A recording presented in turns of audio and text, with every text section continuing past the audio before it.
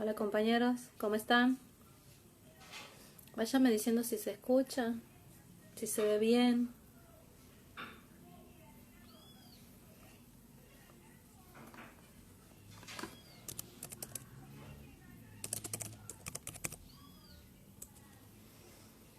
¿Cómo están todos del otro lado?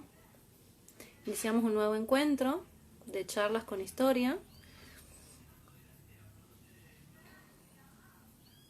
Vayan poniendo agua o tengan preparado mate, café, té, lo que necesiten para ponerse cómodos para iniciar con esta charla.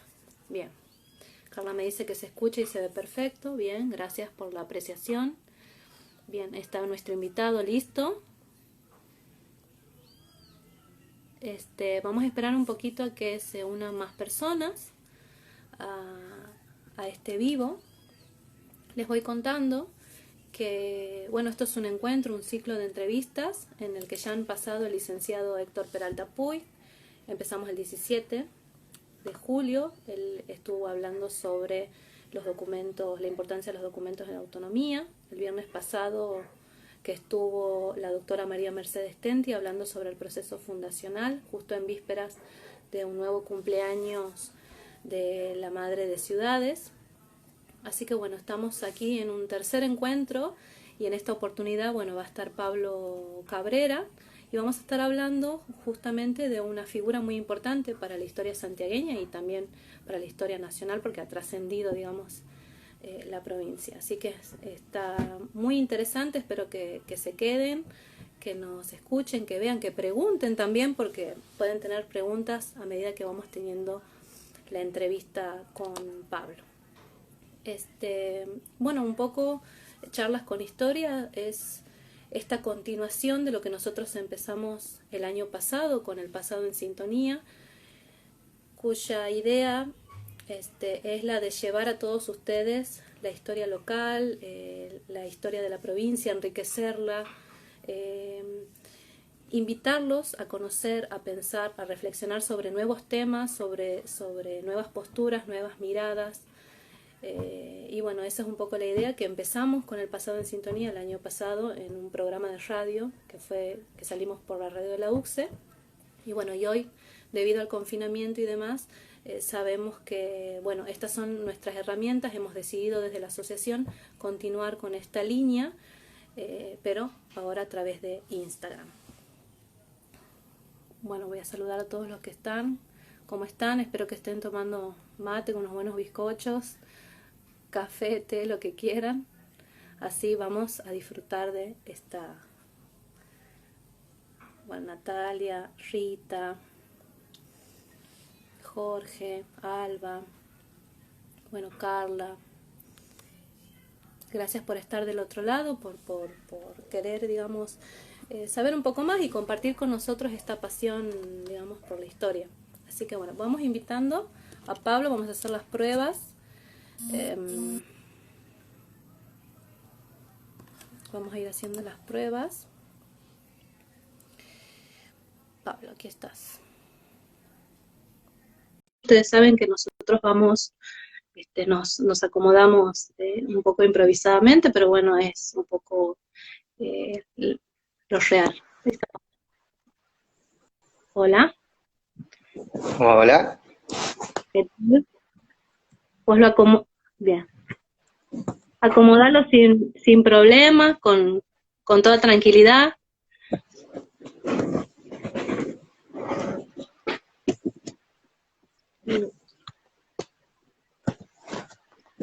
Esperen con la tecnología.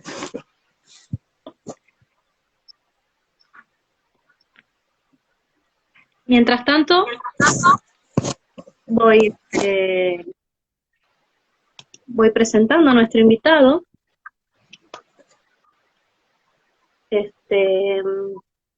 Bueno, Pablo Cabrera, argentino, porteño de origen, de padre santiagueño y madre chaqueña, y reside actualmente en nuestra provincia, en Santiago del Estero. Es profesor en enseñanza media y superior, historia, recibido en la Universidad de Buenos Aires, y licenciado en historia también recibido.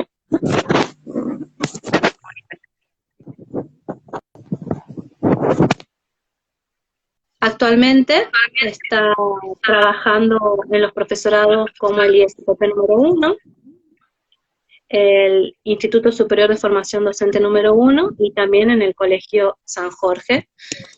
Y también se desempeña como jefe de trabajos prácticos en la licenciatura en Historia, en modalidad a distancia. También está, en la Facultad de Humanidades y Ciencias Sociales de la Salud en la UNCE, y actualmente está cursando la maestría en Ciencias Sociales. Ya lo vamos a volver a invitar a Pablo. También es jefe de trabajos prácticos, auxiliar docente en Historia del Pensamiento Político Argentino y Latinoamericano, en la licenciatura en Relaciones Internacionales y en la carrera y en la licenciatura de Ciencias Políticas, también esto es en la UCSE. A ver, vamos a volver a invitar a Pablo.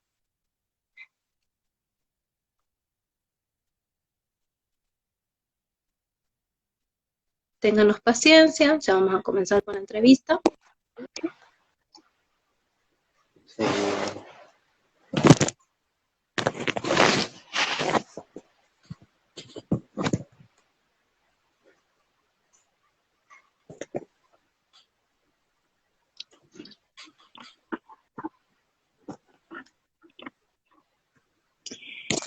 Y bueno, además Pablo está en diversos grupos de investigación, me olvidaba de comentarles, está en Historia de las Ideas, Historia del Movimiento Obrero, y bueno, y es secretario y miembro de nuestra asociación, la Asociación de Investigadores de Historia. Además de colaborar en con diversos artículos y reseñas en revistas especializadas a nivel provincial, nacional, y con prólogos y capítulos de libros que también ha aportado, digamos, desde la investigación histórica. A ver. No sé, a ver.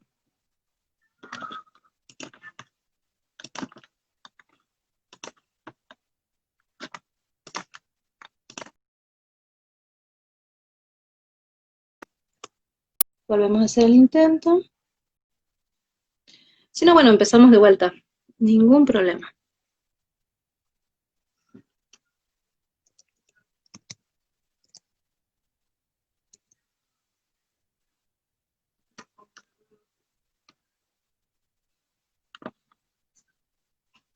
Bueno, de paso voy agradeciendo al equipo que está detrás de Charlas con Historia, que están aquí acompañando, Ximena Luna, Armando Hugo Suárez, Jorge Corbalán, Estela, Carbonel, René, que ahora se está sumando recientemente, René Contreras. Hola Armando, ¿cómo estás? Emanuel Barrientos. A ver.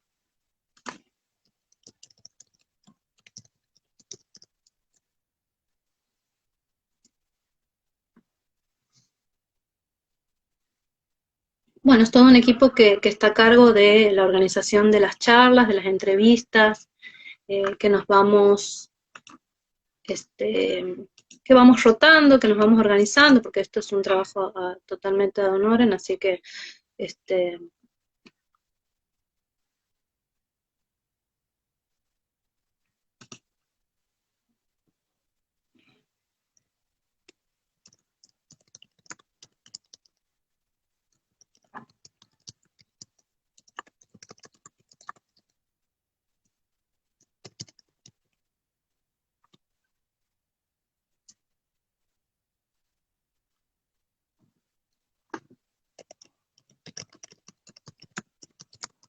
disculpen chicos y chicas del otro lado.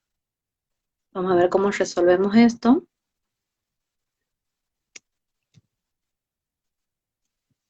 Para que pueda entrar el invitado. Y vemos.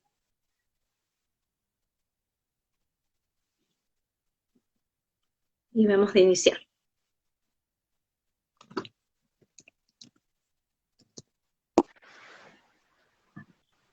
Hola Pablo. Hola, ¿me escuchan? Sí, yo te escucho ¿Sí? bien. Digan la gente si lo escuchan bien a Pablo, si lo ven ¿Me escuchan bien. bien? Yo te veo bien. Te Buenísimo. escucho y te veo Perdonen estas cuestiones de las tecnologías, pero bueno, todos estamos aprendiendo, ¿no? todos, absolutamente. Digan del otro lado, comenten si lo escuchan bien a Pablo para que podamos iniciar. Dennos su opinión, que suma, siempre suma, así que así podamos empezar con esta entrevista. Bien. Jorge dice que bien, René también. Perfecto. Bueno, vamos a dar, si te parece, Pablo, empezamos. Bueno, buenísimo. Eh, en primer lugar, creo que para entender a Ramón Carrillo hay que entenderlo dentro de un contexto, ¿verdad? Un sujeto histórico, producto de una época, ¿verdad? No sé si nos puedes introducir un poco en qué pasaba en el mundo a mediados del siglo XX o más o menos por dónde fue desarrollando su pensamiento y su accionar después. Bien, en primera medida quisiera agradecer al público presente en Instagram y bueno, a los que nos verán posteriormente por las repeticiones de Facebook. ¿Sí? Recordemos que la asociación tiene también la página en Facebook, así que invitamos humildemente a que vean también. Y agradecer a la asociación, obviamente, porque esto es un proyecto colectivo, es algo que nació, que era solamente desde la posibilidad, la mera posibilidad, y paso a paso se va concretando con mucho esfuerzo. Y también saludar a colegas, compañeros que me han abierto las puertas acá en Santiago del Estero, y obviamente a mi familia por permitirme esta pasión por la historia, Ujú. ¿no? Y creo que para ir directamente al tema, nosotros en el trabajo que lleva por título el doctor Ramón Carrillo y la biopolítica del estado de bienestar del peronismo clásico en Argentina, lo contextual lo manejamos a su vez desde el marco teórico, ¿sí? ¿Por qué? Porque, bueno, una de las cuestiones que vemos sobre la historia que se escribe en Santiago del Estero es que hay vacíos historiográficos y a partir de ese diagnóstico, se podría decir, se generan trabajos que son de tipos descriptivos, que son muy valorables porque obviamente hay un vacío historiográfico. Pero a su vez lo que está faltando es ese giro de análisis hermenéutico de lo empírico, ¿sí? De las fuentes. Y es así que, bueno, desde la licenciatura y desde otros espacios, se está comenzando, se está intentando dar ese giro, esa vuelta de tuerca, para que el marco teórico también sea una cuestión importante para analizar Claro. lo empírico. Es así que, bueno, justamente mi marco teórico va a versar sobre un concepto muy fuerte de raíz Foucaultiana, de Michel Foucault estamos hablando, que es la biopolítica, el biopoder, ¿sí? Ujú.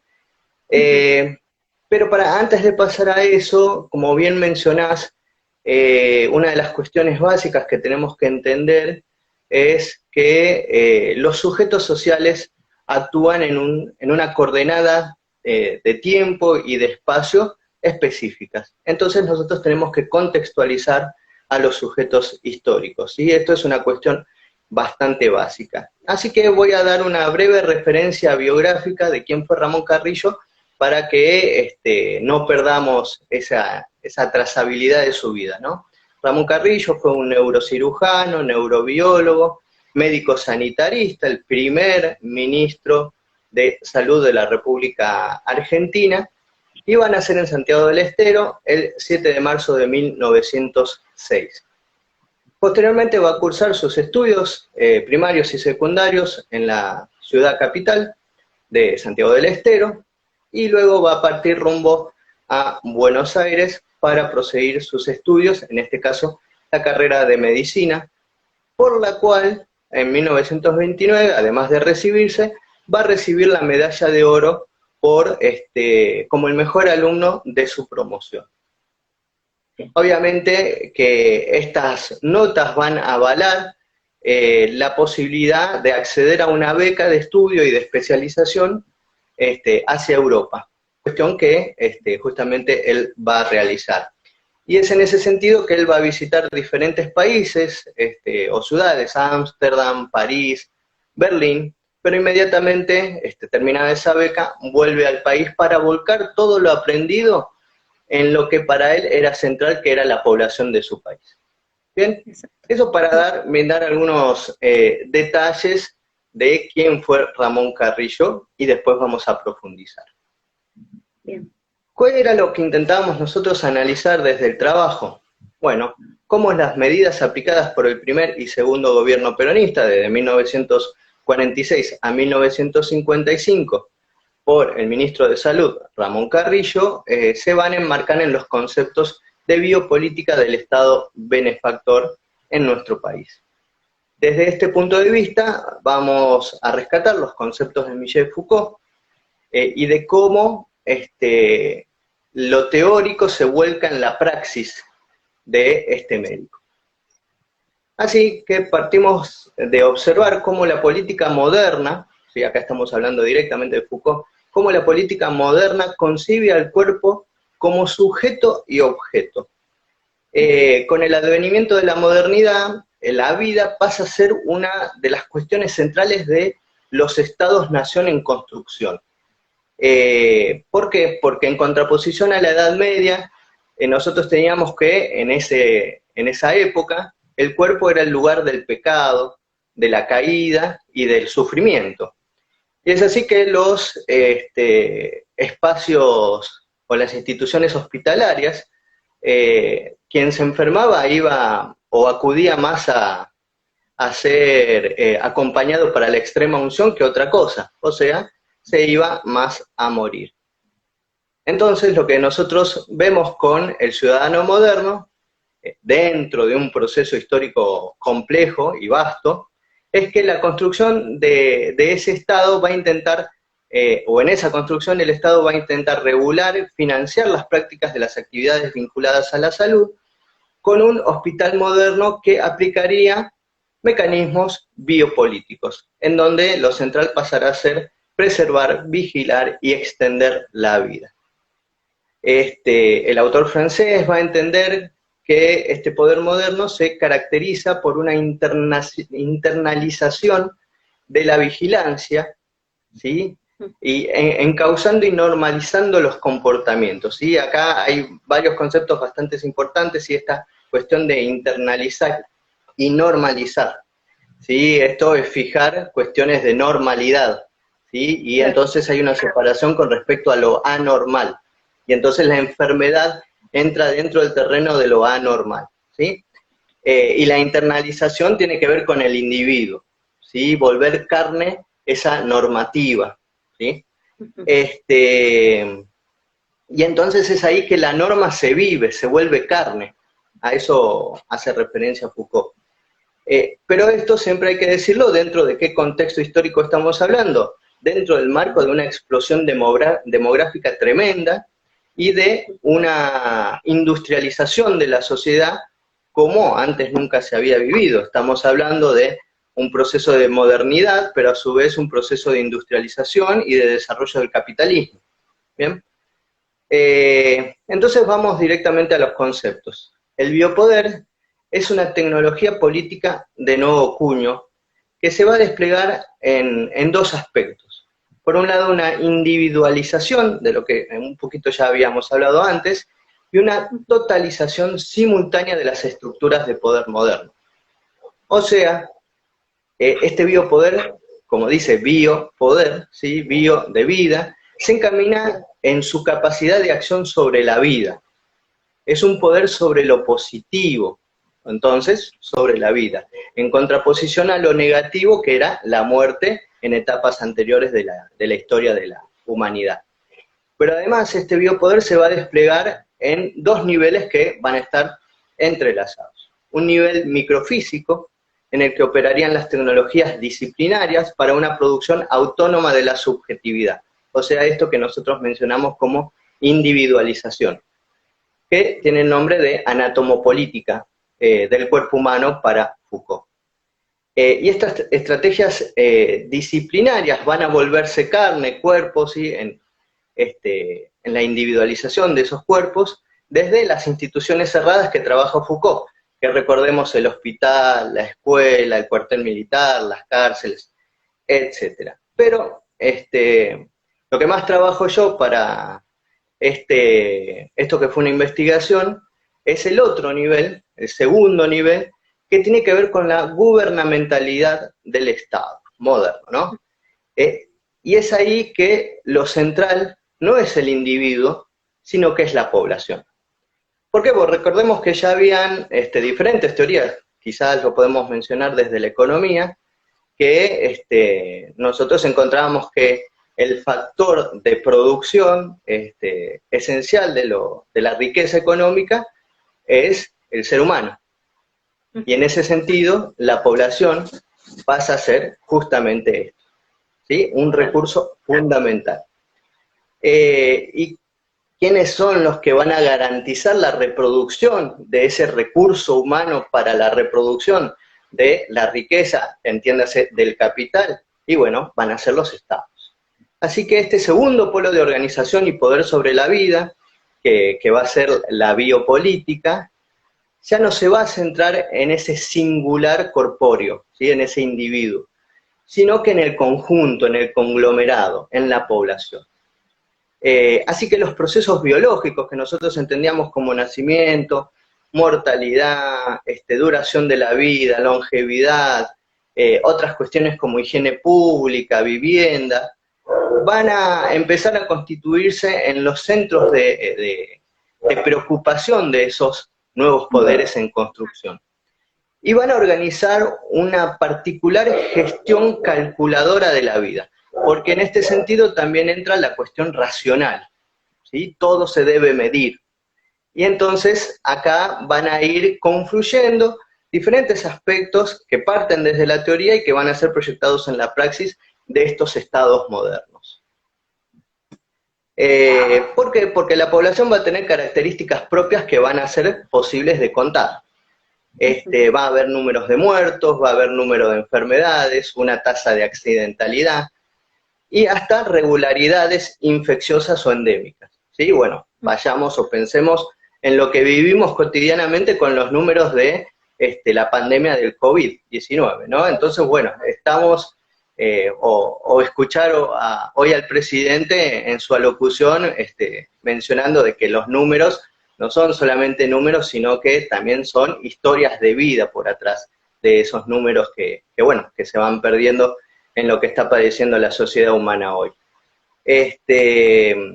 Así que nosotros vamos a encontrar que todos estos datos van a ser el alimento de las burocracias que se van a ir construyendo en esos estados modernos.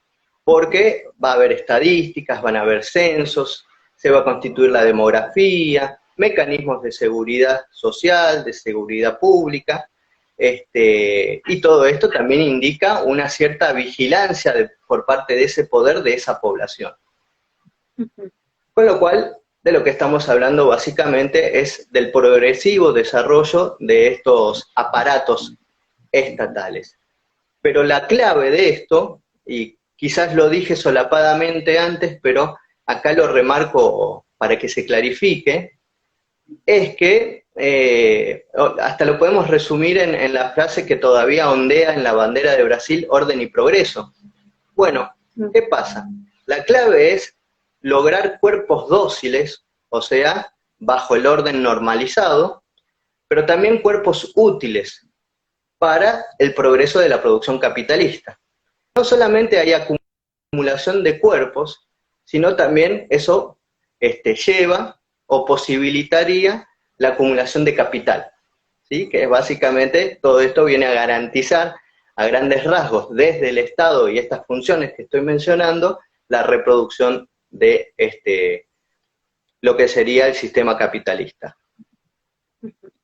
Pero a su vez lo que tenemos como una cuestión interesante es que la revolución en el campo de la medicina se va a observar no solamente en las cuestiones estadísticas, como por ejemplo la escritura de historias clínicas, ¿no? Que Foucault menciona como que esto es una forma de escritura disciplinaria, sino a su vez vamos a ver que se crean agendas de comportamientos o del deber ser. Esto claramente se ve en la creación de agendas de vacunas. Bien, es otra vez el Estado que va incorporando nuevas funciones en pro de salvar vidas y entonces salvar el recurso de producción económica fundamental que es la población. Y esto va a llevar a otro concepto que va a sostener Foucault, que él denomina la somatocracia, que implica el despliegue integral del saber médico sobre lo social gracias a su nuevo rol en el Estado, y que esto llevaría a una medicalización indefinida. ¿Por qué? Porque la salud va a entrar en el campo de otras ciencias quizás, ¿sí? Va a entrar en la economía, en la macroeconomía, en las partidas presupuestarias estatales. Y así lo que vemos es que se da un despliegue de la autoridad médica más allá del campo específico, expresando su opinión y expresando su accionar sobre casi todo lo social. Y hoy lo vemos otra vez esto. ¿En qué sentido? Y bueno, los médicos nos están diciendo cómo deberíamos comportarnos, qué espacios entre los cuerpos deberíamos respetar, los 2 metros de distanciamiento social. ¿Se entiende? Entonces, esto está mostrando cómo la medicina se va insertando en estas funciones nuevas que va a tomar este Estado en construcción. ¿Sí? Porque recordemos que hay diferentes tipos de Estado. Nosotros cuando hablamos del Estado benefactor, quizás estamos hablando de un tipo de Estado en donde se va a llevar a grandes rasgos estas funciones de biopolítica y de biopoder que sostenía Foucault. Y esto también me hace recalar, para enmarcar todas estas cuestiones, en lo que serían los derechos humanos. ¿Sí? Claro. En el artículo 25 de la Declaración de Derechos Humanos de 1948, nosotros tenemos que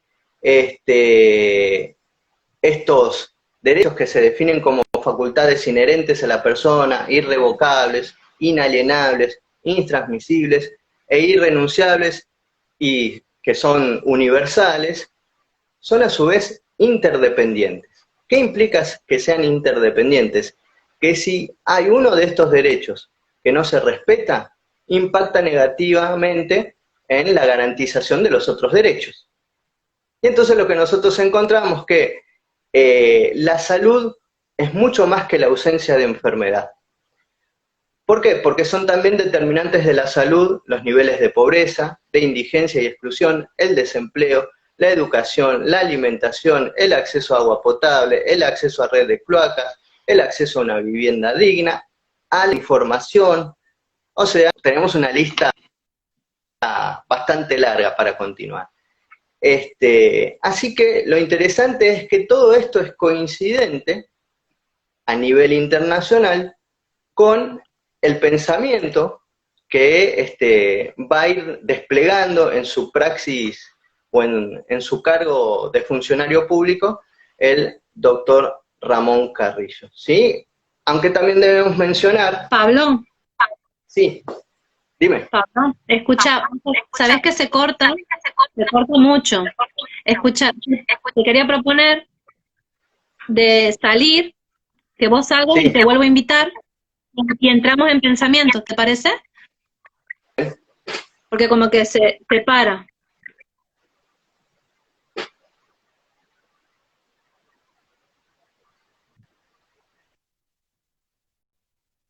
A ver. Bueno, la verdad que estaba muy interesante lo que estamos hablando con Pablo, este marco teórico con el que el accionar de Ramón Carrillo y lo que sucedía, digamos, esto del biopoder y el manejo del Estado en relación a los cuerpos, a la salud. Voy a volver a invitar a Pablo. Creo que se ha captado, o sea, él venía desarrollando toda esta idea, pero bueno, se venía cortando mucho, así que lo voy a volver a invitar. O sea, que entremos en pensamiento. Vamos a entrar.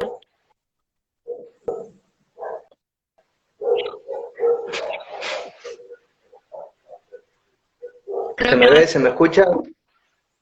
Sí, se te ve bien por ahí en el sonido, en el audio, como que se trababa. Bueno, venías desarrollando todo este marco teórico y ibas a entrar en pensamiento. O sea, cómo trae este nuevo paradigma Ramón Carrillo, digamos, en su pensamiento y después en su accionar. Bien, yo creo que para ver el pensamiento es interesante entrar de lleno en frases directas de, en este caso, el sujeto histórico que estamos analizando, ¿sí? Así que me voy a permitir leer una cita. Él decía: los problemas de la medicina como rama del Estado no pueden resolverse si la política sanitaria no está respaldada por una política social. Del mismo modo que no puede haber una política social sin una economía organizada en beneficio de la mayoría. Bien, esta frase del doctor Ramón Carrillo, la verdad que muestra muchas cuestiones que van directamente a lo que veníamos hablando anteriormente, ¿sí? La medicina tiene que ver con el Estado, es una preocupación del Estado. Ahora, la política sanitaria que desarrolle el Estado debe estar respaldada por una política social.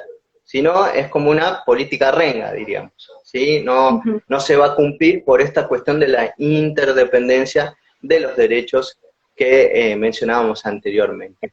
Pero a su vez, la política social no puede llevarse a cabo si no hay una economía que tiene como prioridad a las amplias mayorías de los pueblos.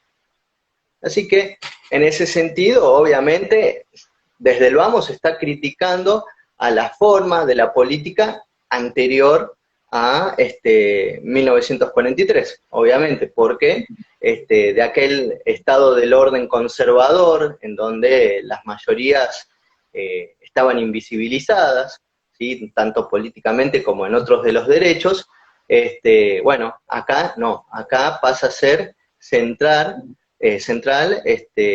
garantizar diferentes derechos hacia esas mayorías.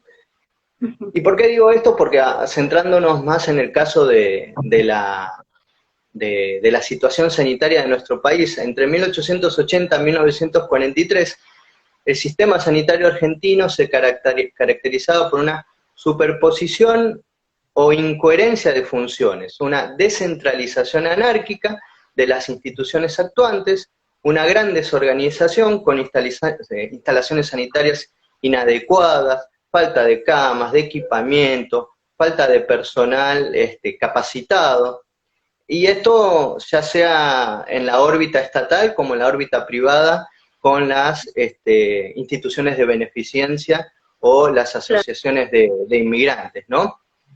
Y esto lo podemos decir en las grandes urbes. Peor era la situación en las zonas rurales. Y la caridad no llegaba a satisfacer las necesidades de la población. Esta situación va a ser observada fuertemente por el doctor Ramón Carrillo cuando accede al cargo en el Hospital Militar Central en 1939, en donde observa que los ingresantes al servicio militar tenían una prevalencia de enfermedades vinculadas con la pobreza, sobre todo los que provenían de la zona del interior del país.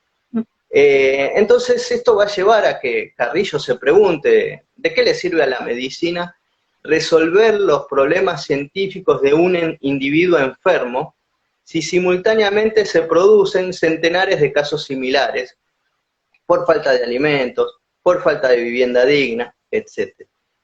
Así que Carrillo va a interpretar que las deficiencias alimentarias y de salud que fueron o que van a ir siendo detectadas eran un grave problema, no solamente en cuanto a el individuo, sino a nivel poblacional, y eso impactaba directamente a nivel nacional. Y acá se encuentra un lazo que lo estrecha con la mirada del entonces coronel Perón, que es el problema de la defensa nacional. ¿Por qué había esta coincidencia? Obviamente uno lo hacía desde el punto de vista sanitarista y el otro lo va a hacer dentro de la visión de la estrategia militar. Y bueno, básicamente, vamos a retomar acá un instante a Perón, el poder de las Fuerzas Armadas de un país se medían según la fuerza de su población. ¿Por qué? Porque recordemos que estamos saliendo de la Segunda Guerra Mundial, ¿sí? Está concluyendo la Segunda Guerra Mundial. Y la Segunda Guerra Mundial, una de las grandes características, aunque esto viene desde antes en la historia, pero sí mostró con la mayor crudeza lo que significó la guerra total. ¿Sí? La guerra total va a implicar que toda la nación y todas sus capacidades están implicadas en el esfuerzo bélico. Así que de allí la gran necesidad de la población que esté sana. Porque si tenemos una población que no está sana, ergo, entonces no puede haber una defensa del territorio nacional exitosa. Entonces acá confluyen la cuestión militar y la cuestión de salubridad. En Argentina, la concepción de salud que orientó la acción del gobierno peronista partió de concebir a la política sanitaria como parte de una política general, no política aislada, sino que tiene que ver con los, quizás podemos decir para resumir, los 3 principios básicos de la ideología peronista, ¿sí? Independencia económica, soberanía política y justicia social, dentro de un marco de amplias necesidades por parte de la población. Así que esto se va a desarrollar dentro de la proyección o la construcción de un estado de bienestar. Ahora, también tenemos que decir que este estado de bienestar está en construcción, o sea, no es compacto ni homogéneo, sino que es un campo burocrático en formación. Y esto se ve en el caso del Ministerio de Salud, aunque me estoy adelantando un poco, cuando hay pugnas presupuestarias entre la Fundación Evita y el Ministerio de Salud. ¿Sí? Porque obviamente esto habla de que no es monolítico, sino que es un cuerpo dinámico, que todo se va transformando, ¿no?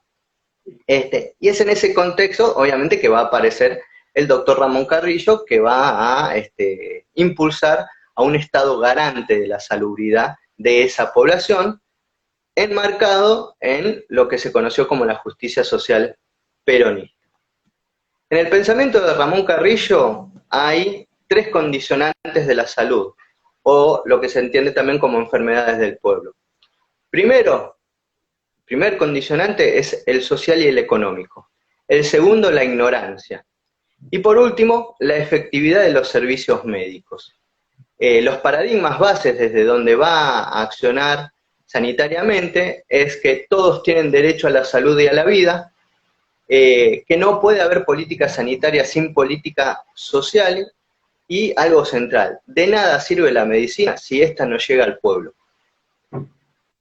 Las enfermedades van o deben ser estudiadas para encontrar no solo las raíces médico-biológicas, sino la raíz de inequidad social. De acá se va a instaurar un trinomio sanitario, porque antes era un binomio, ahora lo explico un poco. El trinomio sanitario es médico-enfermo-Estado. Y el binomio que existía antes era solamente la relación médico-enfermo. ¿Qué implica esto? Bueno, lo que veníamos desarrollando anteriormente, que el Estado comienza a cumplir un rol fundamental en la cuestión de salud.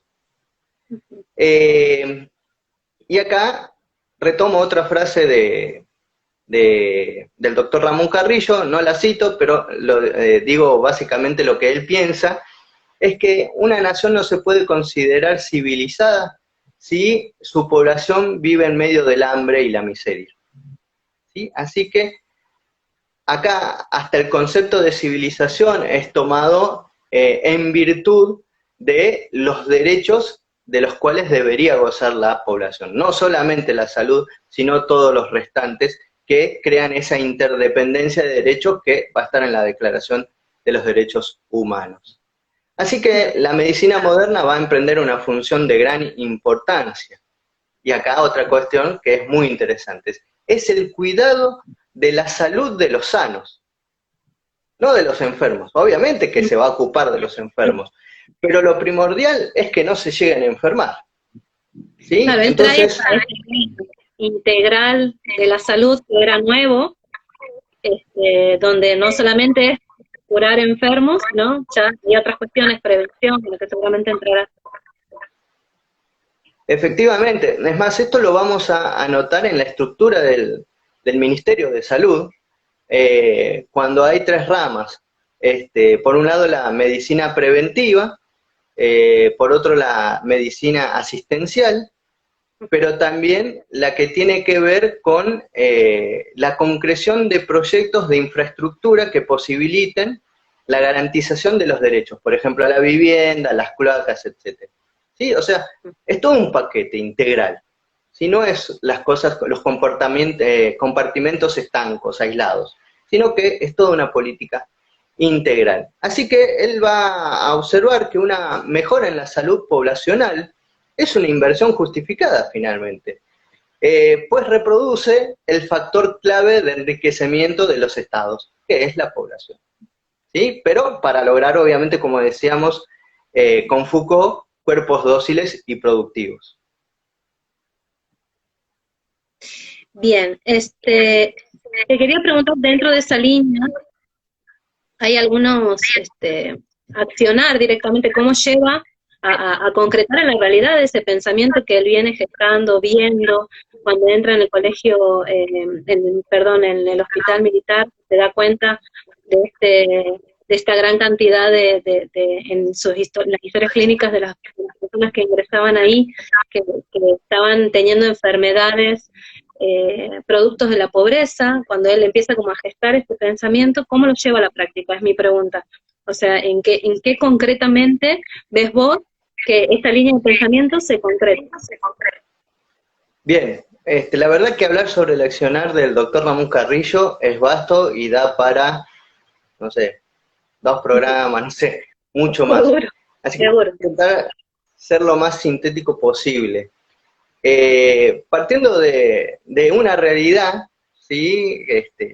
Cuando el doctor Ramón Carrillo conoce al coronel Perón en ese momento, en la charla que tienen, básicamente en el intercambio de opiniones, sale una conclusión bastante notable para el periodo. Tenemos un ministerio para las vacas, pero no tenemos un ministerio para la salud de los seres humanos. ¿Sí? En ese momento no existía Ministerio de Salud, ¿sí? Ministerio de Hacienda, etcétera, ¿no? Bueno, lo que ya nos muestra una visión contrapuesta a todos los anteriores gobiernos, y así es que se va a crear la Secretaría de Salud Pública el 23 de mayo de 1946, que va a implicar una reconfiguración modernizante del Estado, obviamente introduciendo una visión tecnocrática y racional del quehacer sanitario, necesitando una profesionalización médica, introduciendo planificación, y así es que se va a escribir, por ejemplo, el Plan Analítico de Salud Pública de 1947. Para Carrillo, los conceptos claves de toda esa política sanitaria va a ser preservación, conservación, restauración de la salud comunitaria garantizada por la misma comunidad representada en el Estado, y en esos tecnócratas sanitarios que van a ensanchar esos servicios desde el área de salud pública. Como dijimos, bajo una mirada racional estadística, pero también individualizante y totalizante a la vez. Para conocer la realidad social en donde se van a estructurar el accionar de la salud del doctor Ramón Carrillo, es que él va a establecer 7 índices para conocer si un país tiene un buen estado sanitario. Por un lado, la mortalidad infantil, por otro, la mortalidad por tuberculosis, mortalidad venérea, máximo de enfermos mentales, existencias de endemia, número de inválidos, incapaces y jubilados, y la vida promedio. Por otra parte, también va a analizar desde diferentes departamentos las tendencias demográficas y la realidad geográfica en donde se asientan esos cuerpos, ¿sí? A donde se asientan esas poblaciones. Se van a implementar exámenes periódicos a la población, va a haber campañas sanitarias, se va a instaurar la libreta sanitaria de cada ciudadano, se van a realizar los campeonatos infantiles Evita, desde donde se le realizan a los niños diferentes análisis para saber el estado de esos cuerpos, la infancia, la alimentación, las colonias de vacaciones, los comedores escolares, la normalización del consumo dietario, todos van a ser instrumentos biopolíticos de ese nuevo rol estatal sanitario. Es más, en el año de 1951, el doctor Ramón Carrillo logra que el Poder Ejecutivo Nacional creara por decreto la Dirección de Cibernología, que no tiene nada que ver con cibernética, sino que cibernología quiere decir el moderno arte de gobernar, en pos de garantizar el bienestar y la felicidad social. Y para ello, trae una computadora, ¿sí? Pensemos, estamos en la década del 50, las computadoras fueron inventadas recientemente para la Segunda Guerra Mundial. Así que Argentina estaba en un momento de vanguardia tecnológica al traer estos mecanismos para entender la complejidad de la situación sanitaria de la población argentina. Y este va a ser, obviamente, un logro del doctor Carrillo. Así que el descenso del impacto epidemiológico no solo va a ser a causa de la medicina, sino por la política social del Estado, en este caso desarrollado por un Estado peronista. Y el rol de la estructura del Ministerio de Salud, que ya mencioné que estaba compuesto por 3 ramas. Y los médicos van a ser los profesionales llamados a asumir un rol protagónico en este nuevo paradigma sanitario biopolítico. ¿Por qué? Porque como ya mencioné antes, ellos van a ser los que enseñen a la población a vivir en salud. A su vez, en el plan analítico, o en su plan analítico, nosotros podemos encontrar la necesidad del doctor Ramón Carrillo de desarrollar las construcciones de hospitales, lo cual lo va a llevar a ver la cuestión de las arquitecturas hospitalarias. Y esto, obviamente, esto se ve muy claramente en su libro Teoría del Hospital, en donde clasifica, describe las características de los establecimientos de salud, y esto obviamente nos trae reminiscencia otra vez de Foucault, en Vigilar y Castigar, ¿sí? Porque acá tenemos en el espacio de los hospitales la conjunción de la disciplina y el espacio en cuanto al manejo de los cuerpos a tratar, la clausura, el encierro, la división de trabajo y de las áreas especializadas y la racionalización de los espacios, todos en pro, o son todos diferentes niveles de tratamiento para reencauzar a la normalidad a esos cuerpos enfermos. Sí, esto básicamente es lo que nosotros encontramos cuando algún enfermo está en una situación muy grave, entonces se lo pasa de una sala de cuidados intensivos a una sala de cuidados intermedios cuando va mejorando y así sucesivamente, ¿no? Claro. Porque esto es manejo de espacio, ¿sí? De una sala a otra sala, pero a su vez implica manejo del tiempo, porque el tratamiento es el proceso en el tiempo de este caso individual, ¿no? Sí. Sí, no, la verdad que seleccionar es vasto, enorme, es revolucionario, porque para la época no había nada y él organiza cómo deben ser los hospitales, la arquitectura, incluye el deporte y la educación, bueno, en esta visión integral de la salud.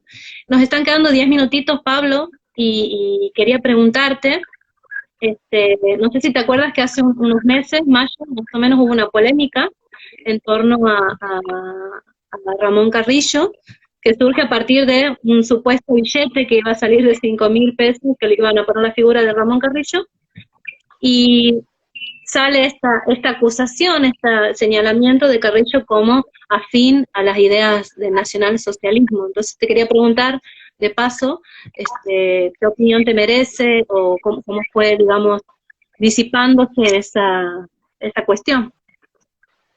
Bien, sí, esto surge a mediados del mes de mayo de este año, ¿sí? Por un trascendido que decía que en el billete, que se iba a imprimir un billete de 5.000 pesos, en donde iban a aparecer en su frente las imágenes de dos médicos muy importantes. Por un lado, Cecilia Grierson, que fue la primera médica argentina y una gran luchadora por los derechos de la mujer, y a su par iba a estar el doctor Ramón Carrillo, lo cual va a levantar de forma polémica, ¿no? Críticas negativas de parte del Centro Simón Wiesenthal y del su director para América Latina, Ariel Helblum, que básicamente lo que va a sostener es que Carrillo fue un admirador de Hitler y que se llevó a sacar fotos con el Führer.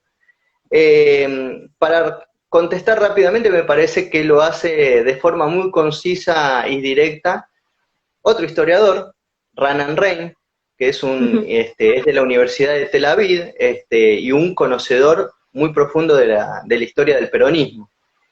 Él dice que hay 4 situaciones que desarmarían esa acusación contra el doctor santiagueño. Por un lado, su historia de amistad con el doctor Salomón Chichilninsky, que es de familia ucraniana y que profesaban la religión judía. Y que nunca en esa larga amistad, ni la familia de Chichilninsky ni el mismo doctor dijeron algo sobre que el doctor Ramón Carrillo simpatizara con ideas de tipo del nacionalsocialismo, ¿sí? Segunda situación es que, bueno, por la brillante carrera académica que tuvo Carrillo en la Universidad de Buenos Aires, se le otorga esa beca que mencioné antes para que vaya a especializarse a Europa. Y es ahí que está en Berlín, efectivamente, y probablemente haya presenciado algún mitin en donde uno de los disertantes fue Hitler. Esto se lo toma como fuente una entrevista realizada por una historiadora muy importante que estudia la política sanitarista del peronismo, que es Karina Ramazziotti. Pero en 1933, o sea, ni bien termina su beca, el doctor Ramón Carrillo regresa a Buenos Aires, y esto obviamente que no lo vuelve un simpatizante del nacionalsocialismo. Recordemos que Alemania es un hervidero político, en esos contextos hay mitines por todos lados, con lo cual, sin querer puede haber ido a esa situación. Y Carrillo, una tercera situación, como menciona el historiador Ranan Rein, apoya la neutralidad argentina durante la Segunda Guerra Mundial. Pero esto no lo volvió un pronazi. Recordemos que hay muchos que apoyan la política neutralista de Argentina y que son aliadófilos, o sea que estarían a favor de la alianza militar de los enemigos de el Tercer Reich. Así que esto tampoco lo vuelve un pronazi. Y finalmente apunta Ranan Rein que Carrillo está sospechado del ingreso de un oficial danés de las SS, Karl Peter Barnett, que había trabajado en los campos de concentración de Buchenwald. Pero esto también hay que ponerlo en contexto. Nosotros vamos a encontrar que muchos jerarcas nazis, o sea, no solamente científicos, sino también asesinos nazis, van a estar en varios países que le van a dar asilo luego de la caída del Tercer Reich. Y quizás el caso más, o los dos casos más resonantes que se pueden tomar son la Unión Soviética y los Estados Unidos. Y en el caso de Estados Unidos, recordemos al científico Wernher von Braun, ¿sí? Él fue un científico que va a desarrollar la carrera espacial en Norteamérica, ¿sí? Lo que hoy conocemos nosotros como la NASA. Bueno, le debe mucho al trabajo del inventor de las bombas volantes B-1 y de los cohetes B-2 que mataron a miles de ingleses, ¿sí? Durante la Segunda Guerra Mundial. Y bueno, él va a ser el creador del cohete que lleve al hombre a la Luna, ¿sí? O sea, la NASA y la carrera espacial norteamericana se basan en un científico comprobadamente nazi, y que comprobadamente mató miles de personas, como fue Wernher von Braun. Así que esta esta cuestión sobre Carrillo se disipa en esos argumentos. Yo agrego uno más que se conoció posteriormente, que los nietos, cuando preguntan al Centro Wiesenthal de a dónde tomaron esa cuestión que mencionaban sobre la foto con Hitler, el Centro Wiesenthal básicamente dice que se basaron en una película para dar esa teoría. Y además, los nietos presentan ante la DAIA, recordemos que la DAIA es la Delegación de Asociaciones Israelitas Argentinas, presentan ante la DAIA una placa que el gobierno de Israel le regaló al doctor Ramón Carrillo en 1954 por ser el primer ministro de Salud de la Argentina. Claro. Así que todas esas cuestiones quedan totalmente descartadas. Es más, la DAIA da por terminada la controversia cuando exhiben esa placa del Estado de Israel. Claro, la verdad que sí, o sea, fue como una polémica que uno, muy lineal, insólito, pero uno la trae para poder, digamos, bueno, hablar de Carrillo y que quede claro estas cuestiones de que no era nazi, dicho mal y pronto. Bueno, no sé si tenemos algunas preguntas de nuestros veedores, no sé cómo se dice, los que nos miran en Instagram. Aquí sí me dice cuál fue el impacto de la moderna política sanitarista de Carrillo en nuestra provincia. Bueno, vamos a ver en la construcción de diferentes hospitales, ¿sí? Y en la proyección de diferentes campañas que van a impactar en la población argentina. Esto está relacionado con algo que yo ya había mencionado antes. Decíamos que las poblaciones rurales o las poblaciones del interior tenían menor acceso o capacidad de que el Estado provincial le garantice el acceso a la salud. Bueno, llevar las campañas en contra de la tuberculosis, contra de la sífilis, todo eso va a impactar en todas estas provincias. Recordemos que Santiago del Estero en este contexto es una de las provincias más pobres. Así que esto es central, es un impacto muy importante. Por eso, tomando la pregunta anterior sobre la polémica sobre Carrillo nazi o no, por lo que hay que recordarlo, efectivamente, al doctor Ramón Carrillo, es por la cantidad de vidas que salvó gracias a su política sanitaria. ¿Sí? Miles y millones de vidas. ¿Bien? Y esto obviamente doy algunos datos que por ahí, saliendo de Santiago del Estero, porque fue tan grande lo que hizo el doctor Ramón Carrillo, que es reconocido, es más reconocido fuera de la provincia de Santiago del Estero que en Santiago mismo, ¿no? ¿Sí? Uno va a otras provincias y ve hospitales del doctor Ramón Carrillo por todos lados. ¿Cuáles son los logros? 141 nuevos hospitales, 60 institutos de especialización, 50 centros maternales infantiles. Sí. Perdón. Vos, lo que quería decir es que si se llega a cortar, el video se guarda, después nosotros continuamos. Cualquier cosa si se llega a cortar. Bien. No, termino con eso, ¿no? 16 escuelas técnicas, 23 laboratorios, pero más allá de eso, desarrolló campañas integrales contra las endemias, logrando la eliminación del paludismo, la sífilis, el tifus y la tuberculosis. Y el doctor Raúl Matera, un discípulo de él, un estudiante de él, pero archi reconocido también en el ambiente, va a decir sobre el doctor santiagueño: puede dividirse la política nacional sanitaria en dos épocas, antes de Carrillo y después de Carrillo. ¿Sí? Eso es para entender la relevancia que tuvo este médico santiagueño para la salud de toda la población argentina. Bien, Pablo. Sí. 16 segundos nos quedan. Se corta este vivo, pero abro de vuelta. ¿Sí? Bien. Espérenos ahí, no se vayan, gente. Ya seguimos.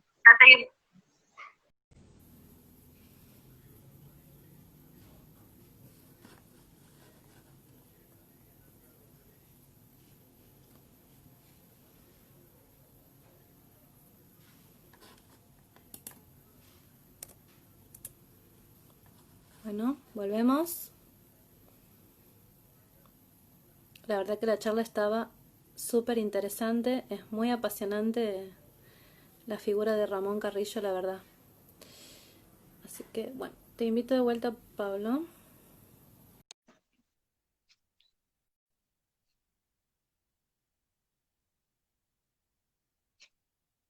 Había otra pregunta que no la pude leer, si la puedes hacer de vuelta, creo que hagan sus preguntas.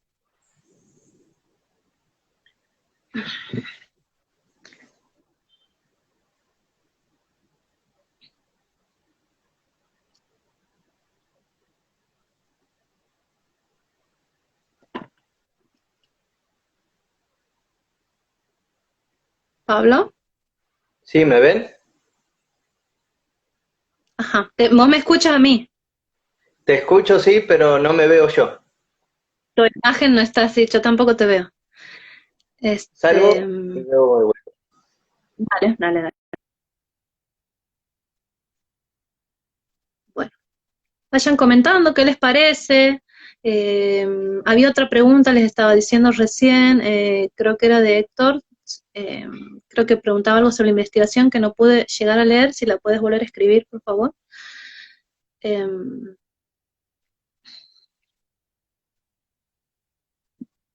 Está, a ver, vamos de vuelta.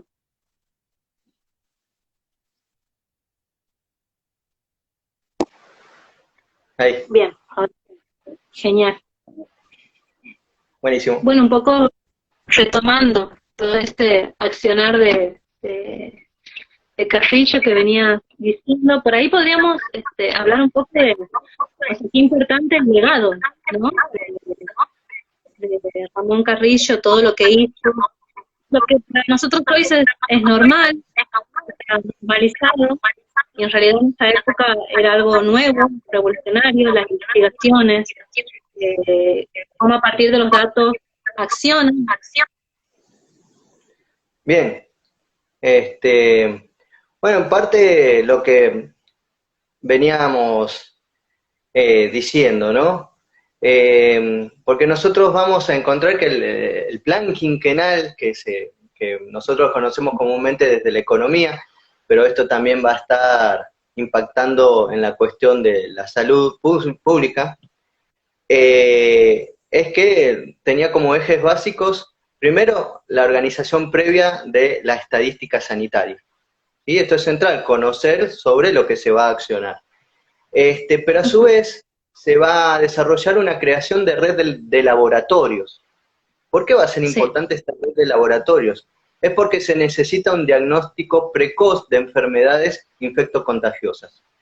¿Sí? Bueno, después también se va a tener la creación del Instituto de Educación Sanitaria, que lo que intenta hacer es la profesionalización de los agentes del área, la extensión y la ampliación de las obras sanitarias, de las obras de saneamiento e ingeniería sanitaria, el desarrollo de diferentes planes de vivienda, y a su vez la socialización del cuidado médico, con la construcción de lo que serían unidades sanitarias para ejercer actividad en diferentes territorios que hasta ese momento no habían sido alcanzados, pero además con la creación de la figura del médico de familia.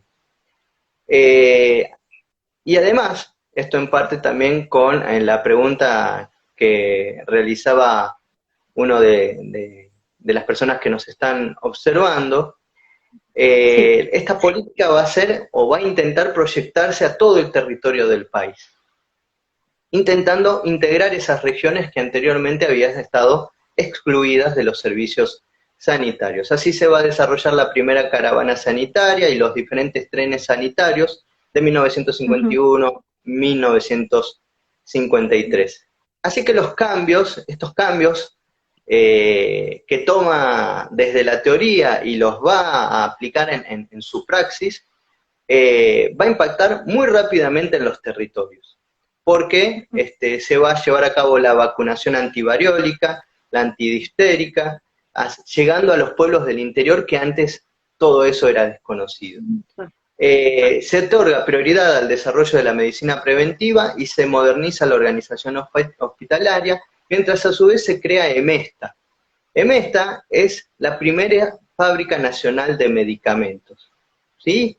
¿Por qué? Porque básicamente los medicamentos eran traídos del exterior.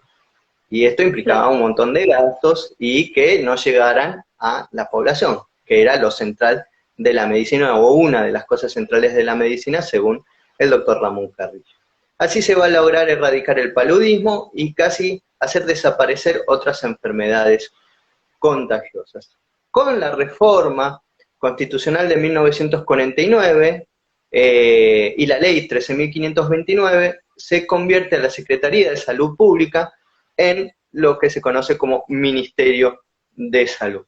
Pero como mencionamos antes, nosotros encontrábamos que habían pujas internas en ese cuerpo burocrático en formación. Así que Ramón Carrillo se va a ver cuestionado por algunos integrantes del gabinete, pero además padeciendo su enfermedad, que tenía cefaleas crónicas y problemas de hipertensión.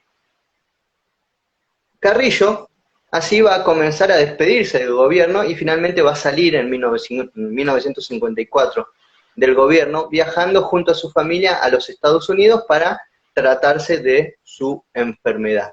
Mientras, como conocemos nosotros, la Argentina estaba al borde del golpe de Estado, ¿no? El golpe de Estado finalmente se va a concretar en 1955 y este momento lo encontró alejado de su patria y cuestionado, ¿sí? Porque los militares van a desarrollar toda una investigación acusándolo de enriquecimiento ilícito. Pero obviamente que finalmente no lograron comprobar nada. Y además le cortan el envío de dinero para el tratamiento en Estados Unidos, con lo cual Ramón Carrillo se queda sin esos ingresos para continuar el tratamiento y finalmente viaja a Brasil, que es en Brasil donde él va a morir, en Belém do Pará, en el año de 1956, de forma pobre y exiliado, ¿no? Y va a morir, aunque tenía otras enfermedades, por lo que nosotros conocemos como ACV, un accidente cardiovascular. Murió en el 56, pero recién en 1972 sus restos van a ser repatriados y vuelven a la provincia natal de Santiago del Estero. Así que, bueno, sí, una vida bastante interesante. Sí, para todo lo que hizo, haber muerto fuera del país, pobre, en una zona rural, si bien, bueno, él de alguna forma, él tenía esa atracción por la ruralidad y mejorar la calidad de vida de las personas más postergadas. Bueno, un poco triste ese final, por suerte se pudieron repatriar los restos. Pero bueno, sí, al lado de todo lo que hizo, un poco duele un poco, digamos, en ese sentido. Te quería preguntar aquí los chicos, René Contreras está preguntando qué tipo de fuentes, de repositorios has recurrido vos para hacer tu trabajo, este trabajo de investigación. Bien, básicamente nosotros podemos encontrar que Carrillo tiene muchos de sus escritos digitalizados, de una u otra forma. Tenemos libros, por ejemplo, Contribuciones al Conocimiento Sanitario, Teoría del Hospital, el Plan Estratégico de Salud Pública de 1952-1958, pero también tenemos algunos textos escritos, ya sean artículos periodísticos, de entrevistas que le hicieron a él, tenemos discursos también de él, pero también los familiares van a brindar diferentes segmentos de ese hombre médico y sanitarista, ¿no? Que obviamente en ese conjunto de esas fuentes fuimos reconstruyendo. Por otro lado, obviamente están en el marco teórico manejar las cuestiones de Foucault, claro. Crisis de la medicina o de la antimedicina, tecnologías del yo y otros textos afines, historia de la sexualidad, nacimiento de la biopolítica, vigilar y castigar. Y cuando vamos a la cuestión de las políticas sanitaristas durante el periodo, hay dos libros muy importantes, entre otra vasta bibliografía, como lo son el de Karina Ramazziotti, La política sanitaria del peronismo, o el de Ana Zagorodny, Arquitectura para la salud en la década peronista, por nombrar solamente a dos, ¿sí? Pero dentro de todo es fácil encontrar los escritos en este caso de Ramón Carrillo, que ayuden a esta teoría general. Ahora, cuando uno va a cuestiones más específicas, por ejemplo, por suponer algo, la aplicación de las políticas del doctor Ramón Carrillo en Santiago del Estero, ahí ya estamos más complicados. Claro. Aquí justamente Héctor pregunta, ¿cuál fue el investigador a nivel nacional que mejor interpretó la obra e idea de Carrillo? Y bueno, justamente me parece que Karina Ramacciotti, en su libro sobre la política sanitaria durante el peronismo, es la que abarca, y no solamente en ese libro, sino en otros textos también tiene, bueno, la que abarca en su investigación más integralmente justamente esas políticas que se desarrollaron, porque como mencioné, la política sanitaria del peronismo tiene muchas patas, no solamente la que se da en el Ministerio de Salud, sino también lo que se da en la Fundación Evita y en la aplicación de los planes quinquenales, ¿sí? Principalmente el primer plan quinquenal. Claro. Aquí Enzo, creo que era Enzo, perdón porque lo he perdido. Enzo Guzmán pregunta por qué te interesó investigar este tema. Bien, hay dos cuestiones. Una cuestión académica, yo estaba haciendo una especialización en ciencias sociales y estábamos viendo justamente biopoder, biopolítica, y bueno, eso me llevó a relacionar a Ramón Carrillo, porque yo ya tenía algunos datos de Ramón Carrillo. Y esos datos, o previa investigación que yo tenía, tienen que ver con cuestiones más personales. Bueno, yo soy porteño, y mi padre santiagueño migró para Buenos Aires. Y siempre que iba al trabajo, en el camino, él pasaba por lo que sería un hospital que tenía el nombre del doctor Ramón Carrillo. Entonces, siempre que lo acompañaba yo, él me decía, porque el doctor Ramón Carrillo, tal y tal cosa. Entonces, claro, unos chicos comienza, ¿y quién era este doctor Ramón Carrillo? ¿Sí? Qué bueno, qué lindo. Me dio ternura, no sé, perdón. Jorge pregunta aquí, como es una especie de federalismo sanitario, pregunta. O sea, como la idea de Carrillo, o la aplicación, supongo, de sus políticas, es una especie de federalismo sanitario. Y sí, si uno de los pilares fundamentales de la medicina para él es que toda la población sea alcanzada por la medicina, y que no solamente encontremos garantizada la salud o el acceso a la salud en las grandes ciudades, entiéndase Córdoba, Santa Fe, Rosario y Mendoza y Buenos Aires, obviamente que sí, esto es de alcance federal, claramente. Bien. Bueno, Pablo, la verdad, un placer haber charlado con vos. Gracias por haber aceptado esta entrevista. Muy interesante, la verdad que para mí es una ventana, una puerta para entrar y seguir profundizando sobre Ramón Carrillo, porque es apasionante todo lo que hizo, y bueno, seguir descubriendo a este sujeto histórico tan importante para nuestra historia. Sí, bueno, de nuevo agradecer la oportunidad de expresar una de mis investigaciones, y es grato encontrarse con estas personalidades que han hecho tanto por nosotros mismos, ¿no? Por todo el pueblo que también somos sus compatriotas. Y que también algunas veces algunas personalidades son tan trascendentes que constantemente nos están interpelando en nuestro presente, ¿no? Y es interesante ver a Ramón Carrillo cómo nos interpela en nuestro presente del padecimiento de la pandemia, ¿no? Y cómo, porque la cuestión de la salud y de la enfermedad se manifiesta en la presencia de la ausencia.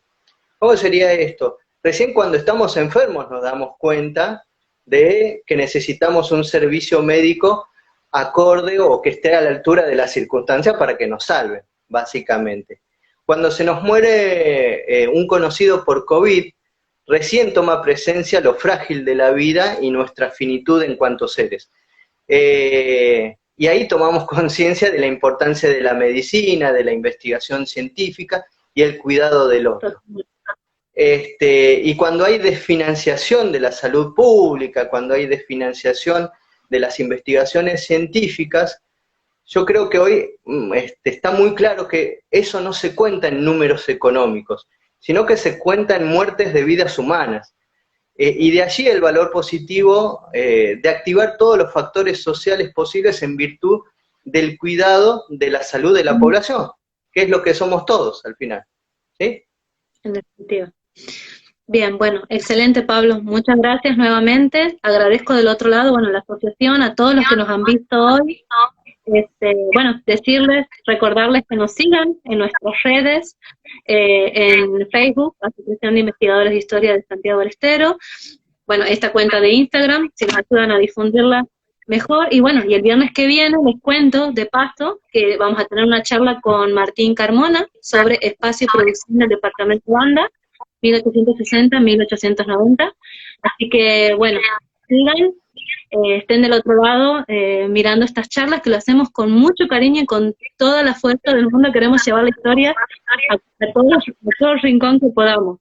Así que bueno, gracias nuevamente, Pablo, y bueno, nos estaremos viendo el viernes que viene. Bueno, chao. Chao.